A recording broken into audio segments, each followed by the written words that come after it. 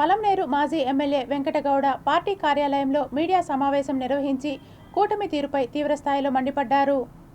ఏ గ్రామంలో అయినా సామాన్య ప్రజల ఇంటికి వెళ్లినటువంటి దాఖలా ఉందా?